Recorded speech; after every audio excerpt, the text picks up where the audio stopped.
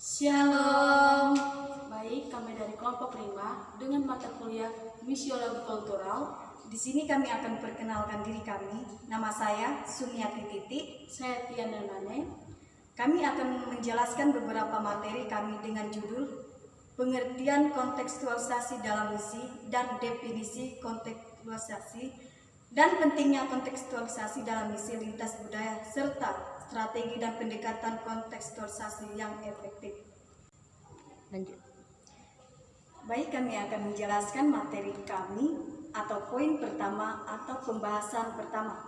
Nah, di sini ada pengertian kontekstualisasi dalam misi, proses penyesuaian atau penyampaian pesan keagamaan dan praktek iman agar sesuai dengan konteks budaya, sosial, lingkungan, masyarakat setempat.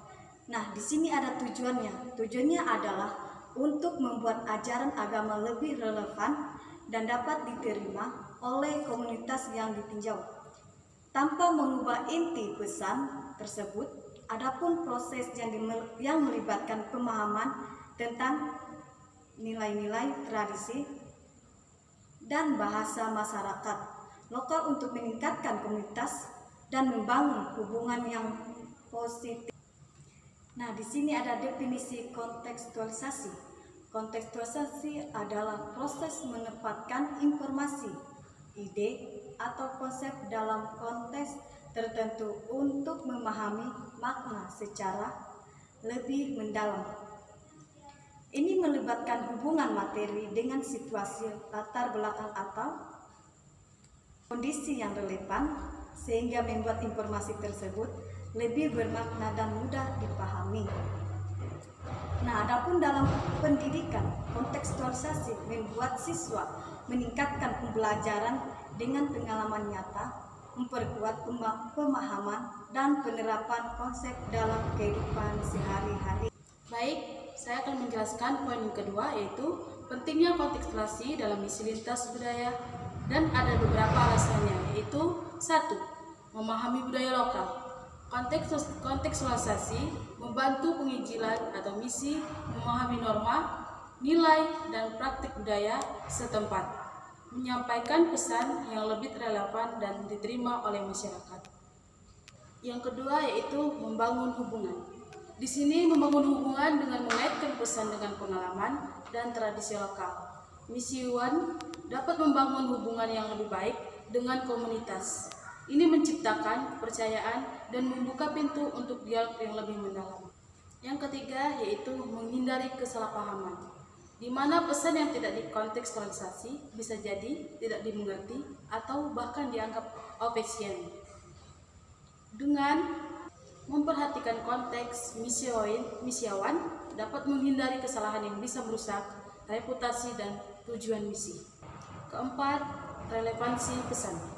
Kontekstualisasi membantu dalam menyampaikan pesan dengan cara yang relevan dan menarik bagi audiens.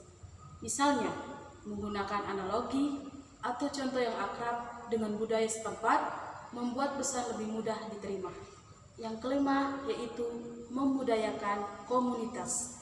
Di sini dengan menghargai dan memasukkan elemen budaya lokal dalam misi. Pendekatan ini mendorong partisipasi aktif masyarakat. Ini bisa membantu menciptakan solusi yang lebih berkelanjutan sesuai dengan kebutuhan lokal. Pembahasan ketiga yaitu strategi dan pendekatan kontekstualisasi yang efektif, yaitu ada beberapa strategi dan pendekatan kontekstualisasi yang efektif. 1. Studi latar. Melakukan riset mendalam tentang budaya, sejarah, dan nilai-nilai masyarakat yang akan dijangkau. Ini bisa melibatkan membaca literatur, melakukan wawancara, atau terlibat langsung dengan komunitas. 2. Yaitu pendekatan partisipatif. Mengajak anggota komunitas untuk berpartisipasi dalam proses kontekstualisasi. Ini bisa berupa diskusi, kelompok, atau forum, di mana mereka dapat berbagai pandangan dan pengalaman mereka. Ketiga, menggunakan bahasa yang familiar. Mengkomunikasikan pesan dalam bahasa atau istilah yang dikenal dan dipahami oleh masyarakat setempat. Menghindari istilah teknis atau jargon yang mungkin tidak dimengerti. Baik, poin keempat, mengaitkan dengan tradisi dan cerita lokal, memasukkan elemen-elemen budaya lokal seperti cerita rakyat, mitos, atau praktek tradisional ke dalam pesan. Ini membantu menciptakan hubungan emosional yang lebih kuat dengan audiens. Yang kelima, contoh yang relevan. Menggunakan contoh atau analogi yang relevan dengan kehidupan sehari-hari masyarakat setempat. Ini membuat konsep yang lebih abstrak menjadi lebih konkret dan membutuhkan dipahami. Yang keenam, pendidikan dan pelatihan. Menawarkan pelatih atau workshop yang relevan dengan membutuhkan komunitas. Misalnya, jika ada isu atau tertentu yang dihadapi masyarakat, program pelatihan yang berfokus pada solusi praktek dapat sangat efektif. Evaluasi dan umpan balik. Melakukan evaluasi secara berkala untuk menilai efektivitas pendekatan kontekstualisasi. Mengumpulkan umpan balik dari masyarakat membantu untuk terus menyesuaikan strategi agar tetap relevan. 8. Menghormati keberagaman. Menyadari bahwa dalam satu komunitas bisa ada berbagai seni budaya atau kelompok. Mengadaptasi pendekatan untuk mencangkup keberagaman ini sangat penting untuk memastikan bahwa pesan dapat diterima oleh semua kalangan. Baik, dengan menerapkan strategi dan pendekatan ini, kontekstualisasi dapat menjadi alat yang sangat efektif untuk menyampaikan pesan dengan cara yang relevan, sensitif, dan berdampak positif bagi masyarakat yang berbeda-beda.